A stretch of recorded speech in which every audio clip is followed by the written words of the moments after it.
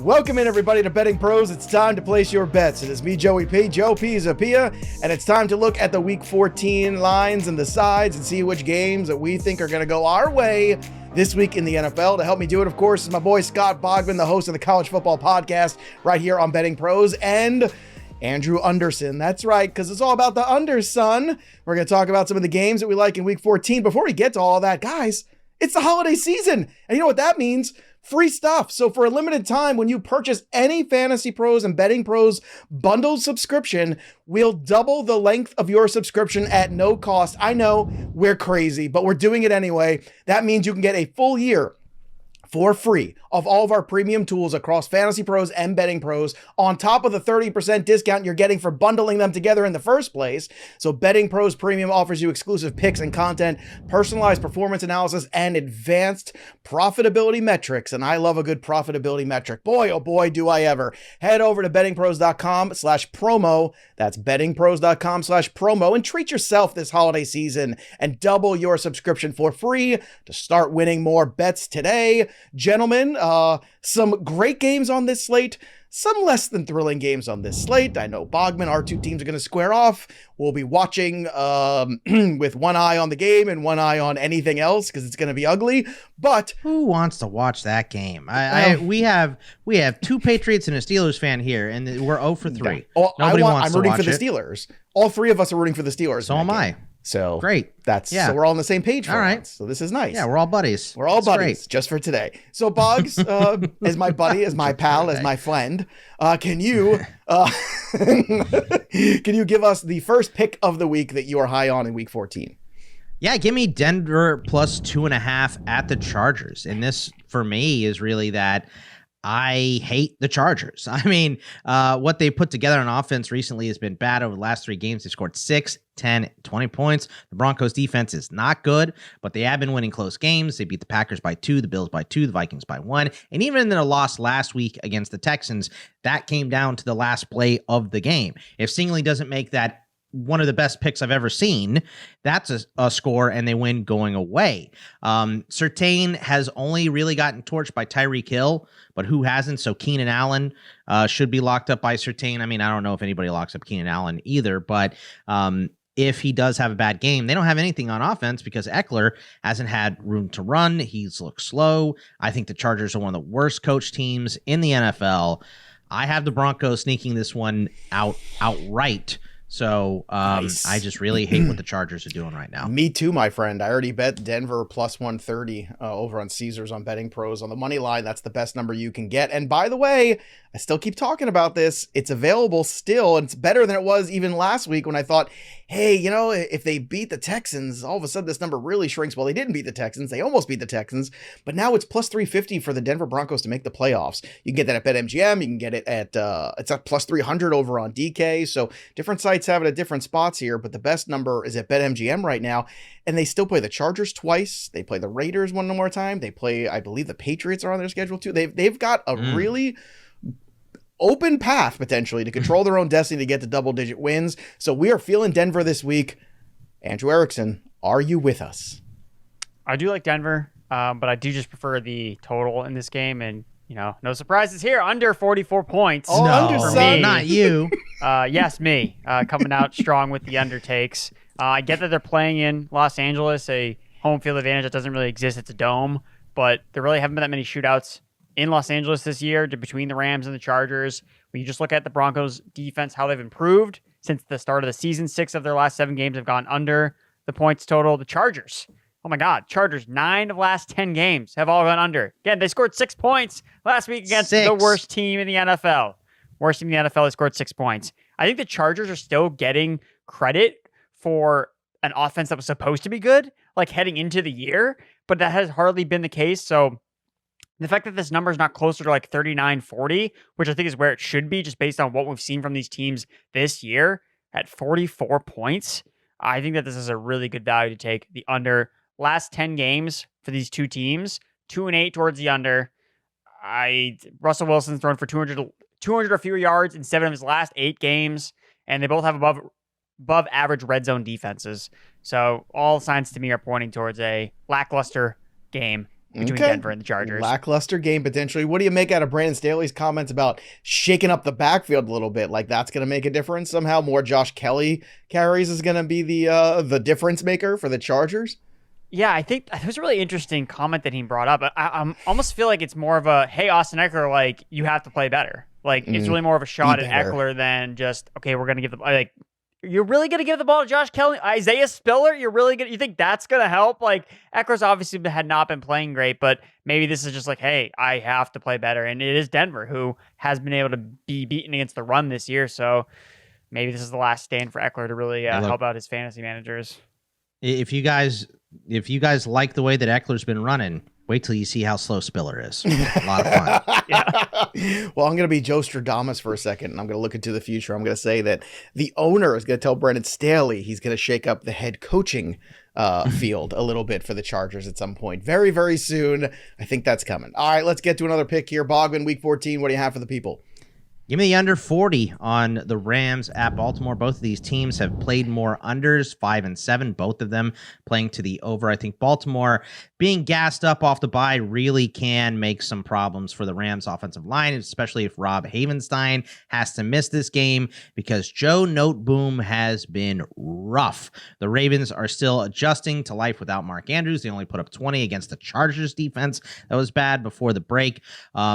This one, it really, though, even all that stuff I just said, it's really about the nasty weather that is projected for this game. It's supposed to be rainy and windy for most of this game. I saw one meteorologist say that if this is just a little bit, if the system moves a little bit faster than we think, we're going to get big gusts constantly up to 30 miles, 40 miles per hour.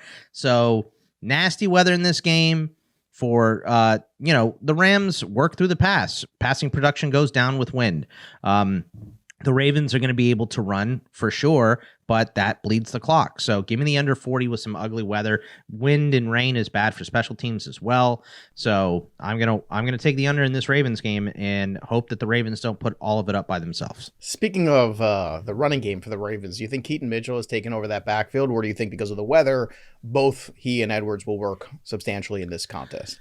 Yeah, I think both of them will work, but I think, they went to Mitchell last week or 2 weeks ago before the bye, and it worked. He had more snaps by like 11 than any of the other non-fullbacks, and they have said they want to get him the ball more. He's the explosive playmaker on this team. Now that Zay Flowers isn't catching footballs for whatever reason, he is their explosive play, and Mark Andrews is gone, so they're missing a big piece of that. So there's just a lot of adjusting to be made for missing pieces for the Rams, potentially with Havenstein. They got to get rid of that ball quicker for Matt Stafford. He's going to get murdered.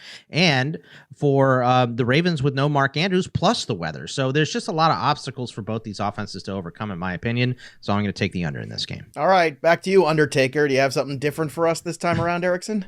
Yes, I have something fun. It's an over, guys. I can get in on the fun. No, stop. No, yes, because the Colts, there are over saviors this season. 8-4 towards the over this year. One of the best teams towards the over in a season where all we can get is unders, and we have stadiums that are literally the anti-Coors field of the NFL. The Colts are saving us. So they pushed the Titans last week.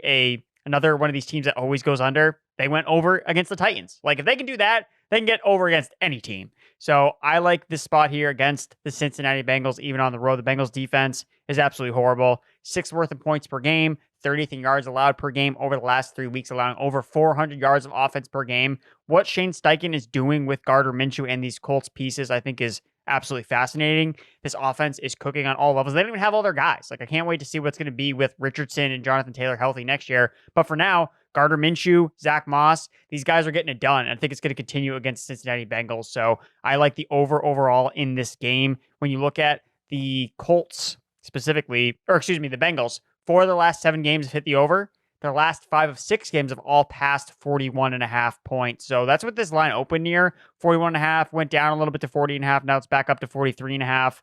It's just the Colts are a team you want to bet the overs on. So, and the Bengals showed me enough, maybe not to back them, as I think they're favorited now in some spots. Not enough to back them as a favorite with Jake Browning, but enough to show, hey, this offense can score the points against a defense like the Colts that, has a leaky secondary. So I like the over. I hate when my secondary leaks. It's the worst, box. It's the worst. It happens when you get older. It's just a part of life. But I'll tell you this too. This is one of my favorite bets of the week too. I already put this on the over on my best bets video here on the channel on YouTube. And if you haven't, go subscribe to the channel. Go check that out. And of course, drop your comments below any of the video because we're giving away free premium upgrades to Betting Pros. When you comment and subscribe, we just keep giving them away every single week. We're giving them away, and remember to ring that bell for notifications till it goes ding, so you know if you're the big winner of this week's free giveaway of the Betting Pros premium upgrade. And if you haven't already, download the Betting Pros app too, because on iOS you get 3 free days of premium when you download it, so you can see exactly the tools that we see when we're making our picks and going through everything. So check out the top 10 video.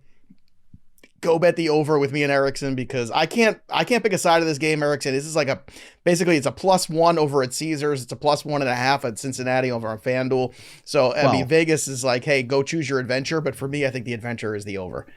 How could anyone know what the hell to expect from Jake Browning? He looks like a non-NFL quarterback, Tommy DeVito style, one week, and then he looks like Tom Brady on Monday Night Football. Who knows what to expect from that guy right now? It made me look like an idiot last week, and right now I hate everything University of Washington, so I hate Jake Browning. Not me, man. I'm loving the Washington. All right, let's go to see about Miami. How much you love them this week, Boggs? Look, first of all, it's 13.5. It's the biggest spread of the week. I understand people don't like laying this many points, but against the spread, Miami's 8-4, while the Titans are 5-7. The Titans are also 2-4 against the spread since Will Levis took over. They beat Atlanta and Carolina straight up in those games they covered. They're not going to beat Miami straight up in this one. They couldn't win a close one against Indy at home last week, and they haven't covered this total in 2 of the last 3 weeks. They lost 20-6 was their loss to the Bucs, 34-14 against the Jaguars. They're 1-5 against the spread on the road this season, and the 1 win coming against the Saints in week 1. The Dolphins are clicking on all cylinders. They just put up 45 points against Washington and over 400 yards. The week before, on Black Friday, they put up 395 and beat the Jets going away. I think the Titans are one of those teams that's on the same level as the Jets. They're just not that good. Their roster is bad. They're well coached, but the product on the field cannot stop this Miami team. I don't know if the spread is big enough at 13.5. I think Miami wins this one going away. I don't think it's close at all. Titans are about to get really smoked.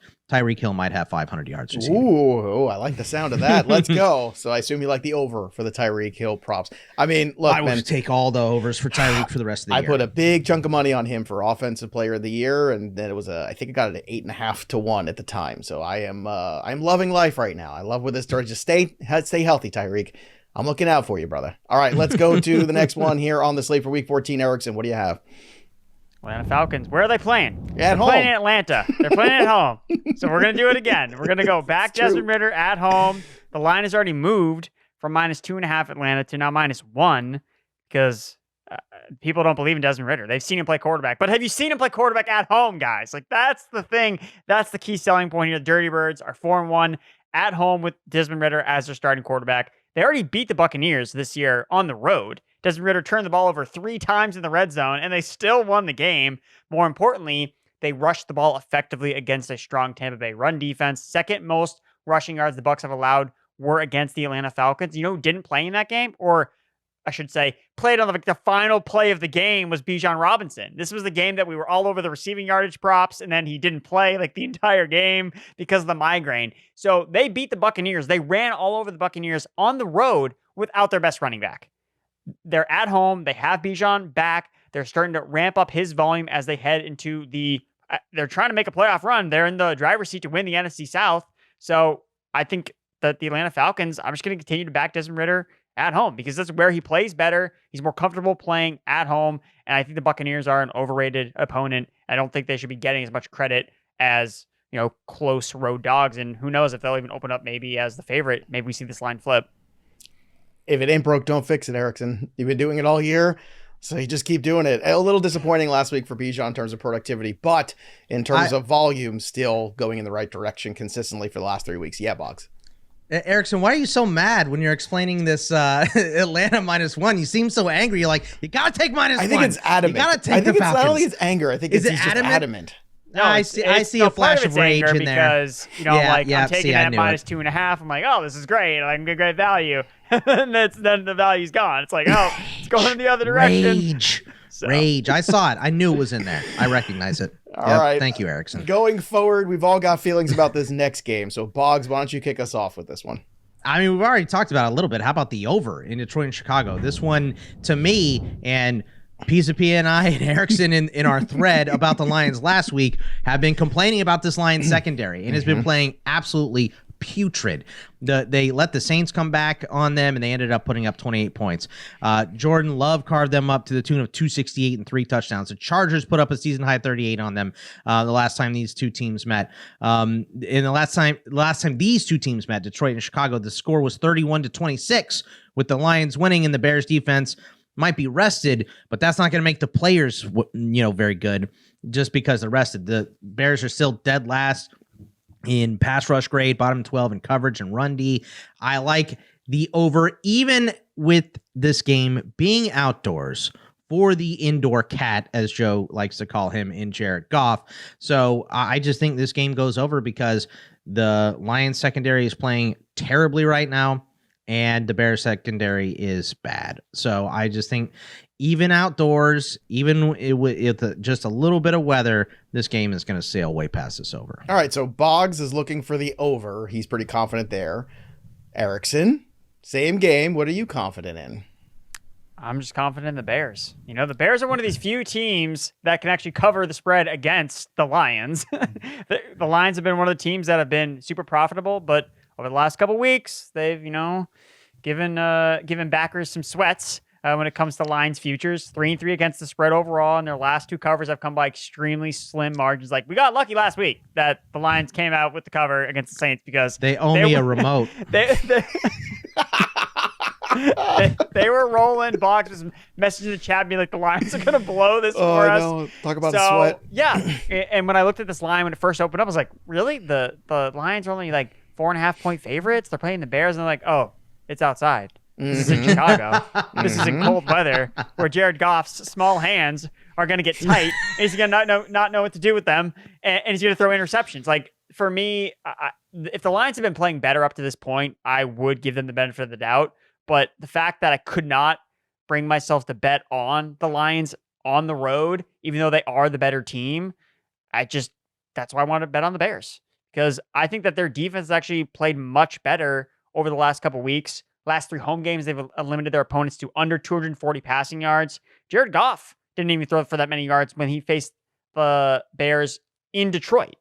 He was held under 250 passing yards. So, look, Justin Fields doesn't cover the spread against many teams. He should have beaten the Lions outright the last time. I think he gets the job done this time at home. I'll take it a step further. Give me the Chicago Bears on the money line to win this game. Let's go, baby. I'm in. I keep watching the Lions give up points at an alarming rate the last few weeks. And I mean, you should find someone that loves you like Joe Pisapia hates Jared Goff outdoors. Look, man, again, if it ain't broke. Vegas hates him outdoor. I mean, like, he's getting disrespected because they know the game's outside. Yeah. I mean, but like even to that point, like right now, when you look at the money line, you're getting it at a pretty good spot on the plus side. Like, why not just go for it here? Why not go for broke? The best place you can get it right now is Chicago on plus 160 over a points bet. I saw it at 150 in a couple other spots, but on BettingPros right now, you can get it a points bet at plus 160. So take advantage of that, because if this is close, and I keep saying, you guys, you think it's going to be close enough, obviously there. Boggs, you think it's going to be an over. That means anything can happen, and I just think it's very important to acknowledge that maybe right now Detroit is hitting a weird patch where they've got to kind of, reconfigure itself a little bit, but they have not played well. Defensively, they have not played well. And then on top of that, I feel like the Bears are starting to play better. And I'm not saying the Bears are great, but what I am saying is the Bears and Justin Fields all kind of know they're all playing for their future in Chicago. And for whatever that's worth, this is an evaluation period. And I'm fascinated to see if we get more Roschon Johnson in this game too, coming off the bye. I think the Bears have a real shot, and I like the hook 'em horns, baby. I think they have a real shot to win this game outright. So give me the plus money on that side. I want to make some money on the Chicago Bears this week. Again, things I don't say very often this year, but I'm going to say it here. All right, Boggs, let's close things out here. Give me one more game that you're high on for week 14. How about another road favorite here? Let's take the Packers minus the 6.5 at the Giants. And this one is about the heater that Jordan Love is on. I talked all the smack about Jordan Love. I watched him for like 5 straight weeks, and I go, he ain't it. This is not the guy. And then the Steelers played Jordan Love and the Packers, and he looked good. He made some really good throws in that game, and I was like, okay, maybe he's a little better than I thought, or at least maybe he's coming around now. And in that game, he was 20 of 26, 228 yards and a touchdown. Fine line, but he made some big throws. Then against the Chargers, 27 of 40, 322 and 2. He had 268 and 3 versus Detroit. And then against a good Chiefs defense last week, he won them that game. Mm-hmm. Well, him and the refs. 267 and 3. And I understand the Giants won 2 in a row before the bye week, but DeVito is still there. I don't trust him at all. The Packers defense is middling, but they're slightly above average on almost all PFF grades. And they're on a nice little winning streak here, 3 in a row. The Giants still rank last or close in pretty much every offensive category. And I don't know that a bye week is going to be a savior for a team like the Giants. Maybe they play a little bit better, but I just think the Packers run away with this one at the end. So the Giants are a bad team. The Packers are on a nice winning streak. So I'll lay the points and take the Packers even on the road. And the Packers have been getting some pressure on the quarterback lately too, which is a big difference maker for them. Now I'm curious, with the Watson injury, how that affects Love, but look, you can't deny the last 3 games, Box, 8 touchdowns, no picks. I mean, that's the special sauce right there. If you're not turning the football over, he's on a heater. He's win playing well. Games. Yeah. Erickson, give me one more big deal that you're in on for week 14, and it's another game in New York or New Jersey, really. Yeah, it's the other game that's playing in New Jersey because we get so much New Jersey action. It's absolutely great. Houston and the Jets. I'm going to go with the under 33.5 points. I teased it earlier, but MetLife Stadium is the anti-Coors Field of the NFL. 2-10 towards the over. There have been 2 overs, and one of them happened on Black Friday because there were 2 pick sixes. Like, that's what we're dealing with one here. For when 99 yards, dude. Don't forget. Never forget. On a Hail Mary. Never forget. Nonetheless. Regardless. Hail Mary pick 6. It happens all the time outside of Madden, right? Yeah. Bogman's done it to me, I'm sure, more than once on Madden. So we know that the Jets aren't going to score a lot of points. Zach Wilson's going to start this game. 6 of the Jets' last 7 games have gone under the projected points total. They're starting Zach Wilson. The line moved from 5.5 to 3.5 because people are backing Zach Wilson, I guess. I won't be one of those people.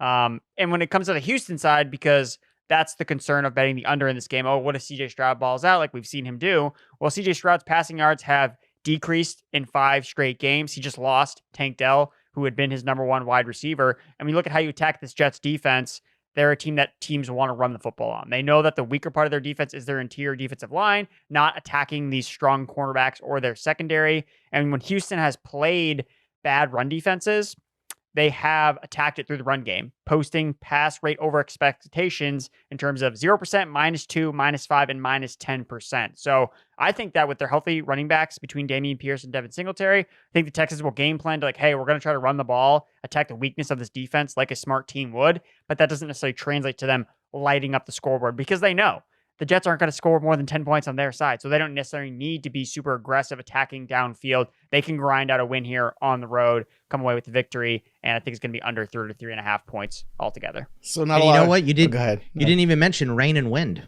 Yep. Yeah. That's the other thing in the too, forecast for this game too. So do you guys not have a lot of confidence in the return of Zach Wilson, the triumphant return? I feel like the playing hard to get Zach Wilson. It's like I don't know if I want to be the starting quarterback anymore. Maybe I don't. Maybe I want to go do something else with my life. I don't know. Maybe start a crochet business or something. Who knows what Zach Wilson? Maybe he's going to open up a bar or something like that. I don't know. I don't know what he might do. Here's a question for you guys. Have the Jets quit, Boggs? Do you think this is done? Have they imploded? No, I don't Robert think they've Saleh quit. Looks like he is dead inside in every single press conference. Yeah, he does. I mean, he is miserable, and it's hard not to be. But I don't think the defense hasn't quit. No, I don't think. I think they get gassed at the end of games. They're on the field too much because the offense is 3 and out, punt, 3 and out, punt, 3 and out, punt. It is just gross on offense. So they have good pieces. They have good weapons. They have no line, no quarterback. You can't win like that. So even if your defense is how good it is, they have a Super Bowl caliber defense and just nothing on offense. So I don't think they've quit, but I think they get gassed at the end of games. I think once we see them get blown out in a 35-3 or something, that's when it's a wrap. So, and maybe that's coming this week. We'll see. We'll see. All right, just to recap what the boys are in on this week. Boggs is in the 2.5 for the Denver Broncos at the Chargers. Erickson's in the under for that same game. The Rams and Baltimore under for Bogman at 40. You've got Boggs also in on Miami covering that 13.5 against Tennessee. He likes the over in Chicago, Detroit, and the Green Bay 6.5 against the Giants.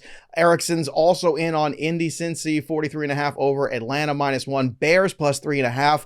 I like the money line because I like to live dangerously. That's what Uncle Joey likes to do. And Houston and Jets under 33.5. Wah, wah, wah. That's what happens when you get the kind of quarterback play that you're getting. Crazy to think about some of the quarterbacks we're getting this weekend, too, if you're looking up and down the slate. So maybe, just maybe, unders yet again will be the theme of week 14, just like it was 13 and 12 and some other weeks. We'll see how things go. We need some new quarterbacks in the NFL, Joe. Let's get ready for that draft. Trevor Lawrence did do some limited practicing today. We'll see what happens, although I would not put him out there with Myles Garrett chasing him. I think that's a terrible idea. Yeah. I think you have to play the long game if you're the Jacksonville Jaguars here. Be smart, but we'll see what they do. At the end of the day, we want to hear from you, though. Drop your comments below in the YouTube channel. You just might win a 1-year free premium upgrade to BettingPros, but we like to hear what you're in on, so give us your picks, too. We're all part of a community. Download the BettingPros app if you haven't already, and don't forget, make your picks count. Even if you're not betting, even if betting's not even legal in your state, go check out the Betting Pros contest, bettingpros.com/NFL contest. We're giving away weekly prizes, monthly prizes, upgrades to Fantasy Pros to Betting Pros for free. We're also giving away swag from our Betting Pros and Fantasy Pros shop. So you like hats, you like t-shirts, come on, just make some picks, have some fun. It's a good time to start betting in the NFL. That'll do it for us, but the story of the game goes on for The Undertaker, Andrew Erickson, and Scott Bogman. I'm Joey P. We'll see you next time, kids.